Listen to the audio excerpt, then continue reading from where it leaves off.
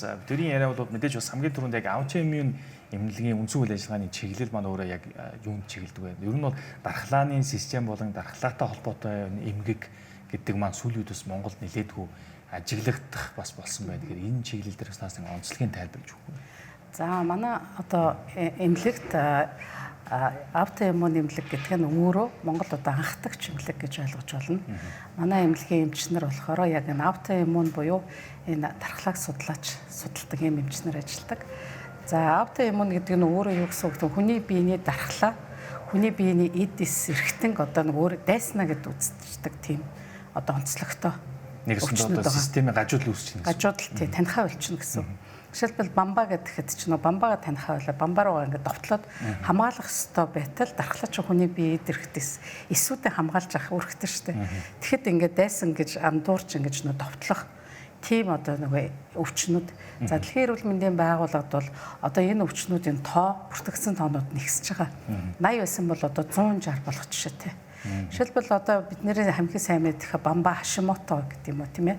За бамбаа хашимото одоо үе мөчний өвчнүүд целиакууд гэдэг юм уу. Мөн одоо элегний гепатит тий. Тэг гэх мэтчлэн ингээд тооцсон бол маш олон одоо өвчнүүд энэ ангиллалд ордог л доо.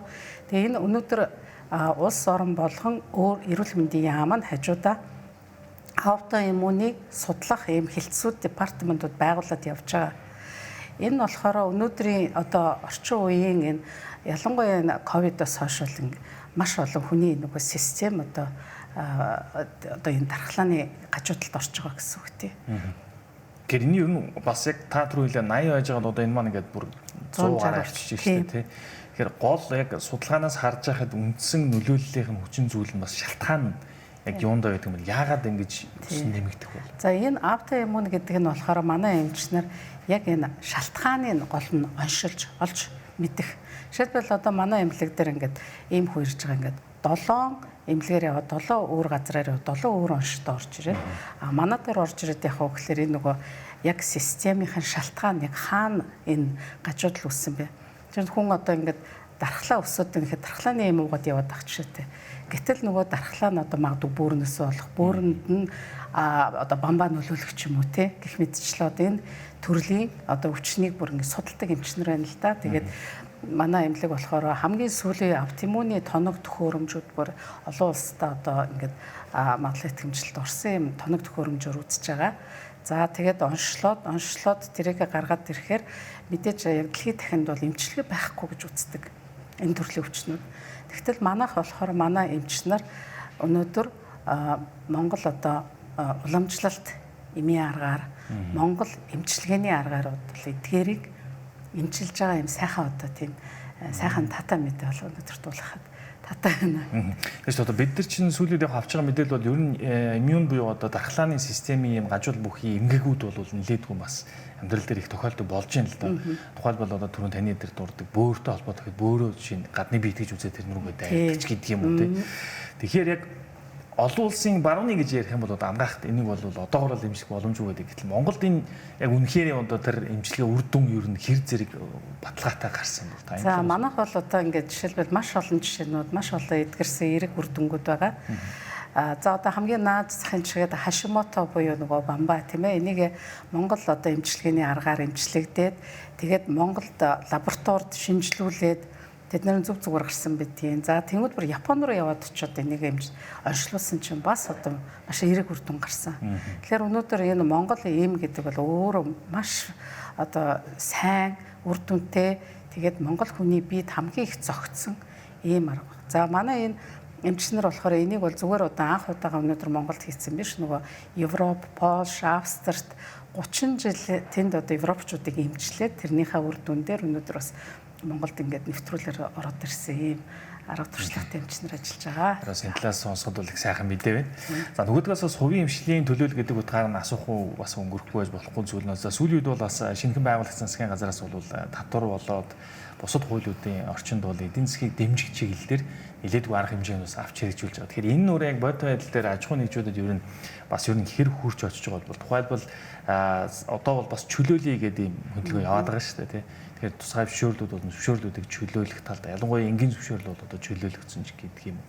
Тэгсэн ирнэ нөгөө талдаа бас юм зөрчлийн хуультай холбоотой нэг юм чөтөр тушаа болж байгаа өнцгөө байна гэсэн нэг өнцгөр. Тэгэхээр энэ тал дээр тухайлбал та яг энэ аж ахуй нэгжийг одоо тэр тусмаа эмнэлгийн салбарыг сүүлдэртад явж байгаа юм. Бодиттой харагдаж байгаа юу? За манай компани бол яг жижиг дунд одоо аж ахуй нэгжүүдийнхаа ангилд ордог ийм компани байгаа. За тэгээд өнөөдөр ерөнхий сайд маань одоо ийм чухал санаачлага чөлөөлөе гэдэг санаачлага гаргасанд нь бид нар бол маш таатай цаг үе болсон, маш үр дүнтэй ийм одоо арга хэмжээ болж байна гэж үзэж байна. Ялангуяа одоо энэ аж ахуй нэгжүүд маань өнөөдөр энэ бизнесийн орчин гэдэг чинь маш чөлөөтэй байж иж, одоо төрөөс дэмжүүлж иж хамгаалуулж иж ингэж хөгжих ёстой. Гэтэл нөгөө талаараа одоо гинтийн болон төлөвлөгөөт бус гэсэн маш их шалгалтууд орж ирж ингэж дарамтлах. Ялангуяа эрүүл мэндийн байгууллага дээр ялангуяа хувийн эмнэлгүүд анханасаа одоо нөгөө тусгай зөвшөөрлөө авахтаа бид нар ч одоо төрд маш их шалгуулж одоо тэр маш их стандарт нөхцөл бүх юм биелүүлж байгаа давтыг. За тэгтэл яг гэхээр одоо чинь Америкт гэхэд чинь ингээд тэрийг нэг л одоо тусгай зөвшөөрлөө авцсан бол төрийнхээ систем нь өөрөө хамгаалаад явдаг байтал манай тусгай зөвшөөрлөө авлаа бол эргээд төрийнхээ хяналтанд орчдөг нэг тийм гаж тогтолцоо байгаад байгаа. За тэгтэл энийг одоо ерөнхий сайд маань олж хараад энэ аж ахуй нэгжүүдээ энэ дарамтнаас салгая. Санаа нь бол өөрөө өгсөн зөвшөөрлөө дахин шалгах тухай тий. Тэгээд тэр нь шалгахтаа яг гэхээр нөгөө зөрчлийн хуулийг барьж шалгаад тэн дээр нь жишээлбэл зөрчил нь юу гэж бичигдсэн байдаг гэхээр стандарт зөрчих гэж байгаа юм. За тэг яг ямар стандарт зөрчсөн, юу зөрчсөн тодорхойгүй. Тэрийг шалгаж байгаа одоо нөгөө агийн хамтлагуудын байцаагч нар орж ирээд өөрсдийнхөө үзмжээр ингээд шалгаад тэгээд тэнд нэг одоо зөрчил гэдэг нэртэй шийтгэл тавьж байгаа. За тэр шийтгэл нь өнөөдөр зөрчлийн хуулин дээр ялангуяа эрүүл мэндийн салбарт болохоор 30-аас 50 сая хүртэл байгаа. Энэ бол торгуулна маш аимшигтай. Тэгэхэд зөрчлийн хуулиудын торгуулуудыг санкцуудыг харахад жишээлбэл одоо хууль бусаар галт зэвсэг худалдах юм бол хууль этгээд 3 саяар торгуулж байгаа. Бүр усны голдрог ингээд өөрчлөлөөд ингээд хүн аж ахуй нэгж ажиллах юм бол тэрэн дээр 3 саяын торгуул. Экологи талтай юм хийж байна. Тэгэхэд өнөөдөр зүгээр одоо нөгөө хуваараа энэ эмнэлгийг ч бас бид нар байгуулах гэж маш их хөрөнгө оруулж байна. Маш их зээл тусламж юмнууд авч байна. Эрсдэл үрж байна. Тэгээд дээр нь тэр чинь ингээд бүр лицензтэй тусгаар мэрэгсэн эмчнэр ажиллаж байна. Тэгэхэд яагаад өнөөдөр ингээд зөрчлийн хавуулан дээр 30-аас 50 сая төгрөгийн торгуул заасан дурын байцаагч нь орж ирээд торгуул гардаг. Энээс болоод маш олон одоо хувийн эмнэлгүүд өнөөдөр үүд хаалгаа хаах ийм нөхцөл орсон байтал яг ерөнхий сайд маань маш мэдрэмжтэй цаг үе болоод одоо энэ татварын багц хуулиуд үүнтэй холбоотой аж ахуй нэгжтэй холбоотой зөрчлийн хуулиудыг дагалдуулаад одоо өрчлөнө гэдэг ийм санал гаргаад их хурлд өргөн барьсан байлаа. Тэгээд аж ахуй нэгжүүдийн төлөөллийнхаа хувьар бол би бол энэ маш зүйтэй цагаан болсон шийдвэр гэж үзэж байгаа. Тэгэхээр бас татварын хууль дээр тухайлбал за эмнэлэг бол яг бас харьцангуй нөөт төлөгч бол биш гэж явдаг байна. Эмнэлэг бол за гэхдээ нөгөө талд бол мэдээж аж ахуй нэгжийн орлогын албан дотор хувийн орлогын албан дотор бол шуудгаараа мэдээж хамааралтай байгаа. Тэгэхээр яг энэ тал дээр бас нэлээдгүй босхийг өндөрцгөх за нөгөө төгөр татвар авах хэмжээг нь бууруулах гэд бас ийм нэлээдгүй шийдлүүд бас гарч байгаа шүү. Тэгэхээр энэ тал дээр яг өнөөдрийн өргөн баригдсан байгаа тэдгээр хувь хэмжээнүүдээс харахад аж ахуй нэгжүүдээр нь хүлээлт хэрэг бодиттой байж болохоор байна.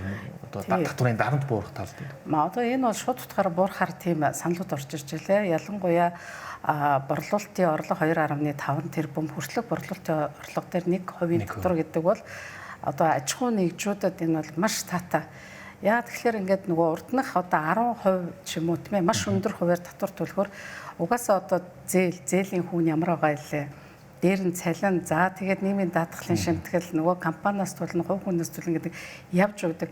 Энээсээ болоод яг инфляц гэдэг. Тийм инфляц хажуугаар нь за тэгээд олон улсын нөхцөл байдал бол бүр явж өгдөг. Тэгэхээр энэ болгоныг болоод ихэнх аж ахуй нэгжүүдийг харахад татвараа нуух тийм ээ татвараас зайлсхийх ч гэдэг юм уу. Энэ одоо нөгөө далд эдийн засаг руу ингэж шилжих юм байл угаасаа энэ ч одоо нуус биш яг л тэгэл явж байгаа. Тэгтэл өнөөдөр ингээ ерөнхий сайдын гаргасан санаачлагаар бол одоо аж ахуй нэгжүүд бол нэгэнд 1% татвар бол одоо үнэхээр шударгаар төлөхөд бэлэн. Тэгээд дээр нь одоо зөрчлийн хуулиараа тэр нөгөө санкцуудыг хөнгөрүүлээд энэ хуулийн энэ хатуу хяналттай зохицуултыг багасгаад нөгөө байцаагч нар ирээд шалгах торгох биш илүү тусалцаа үзүүлэх зөвлөх ингээд явчих юм бол өнөөдөр бизнесүүд бол үнэхээр хөгжихэд бол одоо маш боломжтой байна гэж харж байгаа. Одоо бид нар яг ингэж хараад одоо энэ өөрчлөлтөн дээр бас нэг анзаарэгдэж байгаа зүйл бол яг өмнөх хугацаанд бол ингээд татварын байцаагч нар ч гэдэг юм уу ажиллах нь жоохон нэг тийм социализмын үеийн арга барил яваад байгаа. Зөвхөн ингээд хаадаг, хураадаг Одоо нэг бол нөгөө шууд торгуул тавьдаг те. Гэтэл нөгөө туслан дэмжих зөвлөх гэдэг чинь хамтрах байдлаар үгэн явж иж эргээд төсөвт тэр татварын орлого бүрдүүлнэ гэдэг жоо юм шинэ хандлагаар орох хэрэгтэй гэдэг уг нь бас яриад байгаа тийм. Тэгээ энэ юм бодит байдал дээр хэр хэрэгжихээр гэж та харагдаж байгаа. Одоо мэдээж байгууллагууд шууд тулж байгаа шүү дээ тийм. Бид нар бол одоо шууд байцаагч нартайгаа тулж байгаа. Анхан шатны тийм нөгөө институтууд. Тэгээ байцаагч нар орж ирээд бид нар яг ингээд учирлаад одоо нөхцөл байдал ийм байна, энэ бол маш дарамттай байна гэхэд бол хуулийн ийм юм чинь бид нар хуулиа л дагна. Хуулиа хэрэглэнэ гэж байгаа. За хэрвээ хууль өөрчлөгдөд ирэх юм бол энэ байцаагч нар ч одоо өөртөө төрөөгөө төлөвлөж байгаа хүмүүс шүү дээ. Тэгээд төртөө аж ахуй нэгжүүд ингээ хамтраад цаашгаа яв. Тэгээ эргээд эн чинь нөгөө эдийн засгийн хөгжил асар их тийм бодиттой үр дүн үзүүлнэ шүү дээ. Одоо аж ахуй нэгжүүд татвархаас зайлсхийхээ болон татвараа төлж эхэлнэ. Мөн одоо энэ нийгмийн даатгалын шимлэг хувь хүний орлогын албан татварууд ч гэсэн ингээд хамаагүй сайжраад ирэхээр хүмүүс аль болохоор юу за зөрчил гаргасан байлаа ч гэсэн тэр нь одоо бага хэмжээгээр байх юм бол бас тэрийгэ төлөө зөрчлөө арилгаад ингээд явахыг л бодно. Тэгэхээр эргээд энэ бол одоо төсөвт маш одоо ашигтай ийм одоо боломжууд шийдлүүд л гэж хараад байна л да. Түрүүн таны дурдсан зөрчлийн тухай хуулийн дотор жишээлбэл стандарт гэсэн хэтэрхий ерөнхий байна гэсэн нэг юм үнсэг харагдаж шүү дээ. Тэгэхээр тэрийг яг илүү тодорхой болгох тал дээр шинэ үгдгийн аж ахуй нэгжүүдэр мэдээж яг бод дээр нүүр тулж байгаа хүмүүсийг харахад яг хамгийн ойлгомжгүй магадгүй одоо жишг тогтоосон зүйл байхгүй ч гэдэг юм уу бенчмарк нь байхгүй үднээс яг ийм асуудал үүсэж charge болно. Одоо жишээ нь эмнэлгүүд ялангуяа уламжлалын эмнэлгүүд бол нөгөө уламжлалтынхаа эмийн эмчилгээ хийгээд явж байгаа.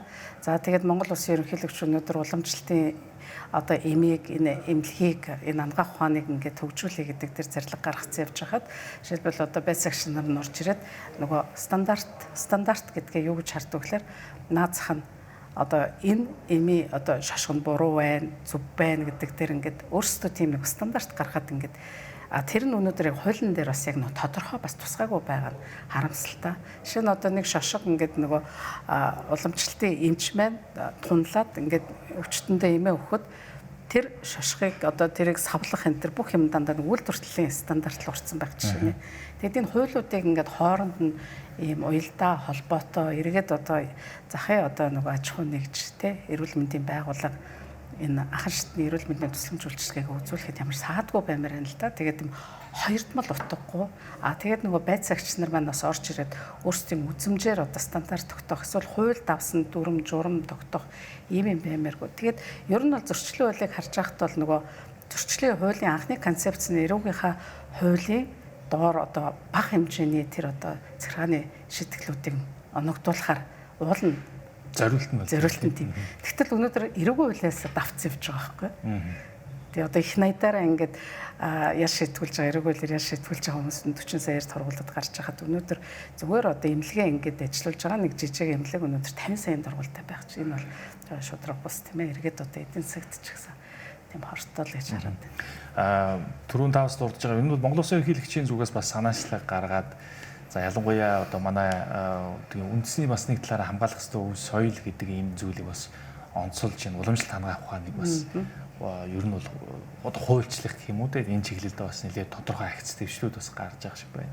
Тэгэхээр бидээс та энэ салбарт яг ажиллаж байгаа хүний хувьд барууны ангаах ухаанаас манай уламжлалт хангах ухааны бас давуу тал шин чанарууд үүсдэг багахан тайлбарж өгнө. За би бол одоо өөрөө бас хуульч мэрэгчлээ. Тэгээд яг манай гэр бүлийн одоо манай ажиллаж байгаа эмчнараас бол харж байхад бол ялангуяа Европт, Польшид одоо 30 жил ингээд Монгол эмчнэр гараад тэнд бол маш сайхан үр дүнтэй ажил хийж байгаа. Тэгэхээр өнөөдөр Монгол эмийн эмчилгээ, Монголын уламжлалт эмчилгээний тухай цэвэр одоо 100% байгалийн гаралтай эко юм. Тэгээд дээр нь болохоор нөгөө хүний биеийг одоо өөрсдийнх нь ярьдгаар бол аргадаж ингэж нөгөө эмчилдэг. Тэгээд энэ эмчилгээ нь ялангуяа ковидын үеэр бол одоо бид нар бүгд мэдчихэж байгаа тийм ээ. Хамгийн үр дүнтэй ийм эмчилгээ болж ийм болж ирсэн. Тэгэхээр энийг бол ерөнхийлөгч маань бас олж хараад ингээд Монголын энэ бол өв, соёл, уламжлал энийг зайлшгүй хадгалах, хамгаалах үүрэгтэйгээд явж байгаа. Тэгээд одоогоор миний сонсноор бас нэлээдгүй урт байна. Нэлээдгүй урт түүхтэй. Тэгээд дээр нь одоо энэ чинь нөгөө байгалийн гаралтай ийм одоо органик эмчилгээ гэдэг бол одоо дэлхийд гайхшруулахаар манай Монголын одоо Монгол эмүүдийг хэрвээ бид нэр үнэхээр гадагшаа гаргаж чадах юм бол энэ бол маш том үнцэн гэж харж байгаа. За танд урилга хүлээн авч хүрэлцэн ярилцсан баярлалаа. Бид студид аутоиммун эмнэлгийн захирал Бат Туяатай ярилцлаа.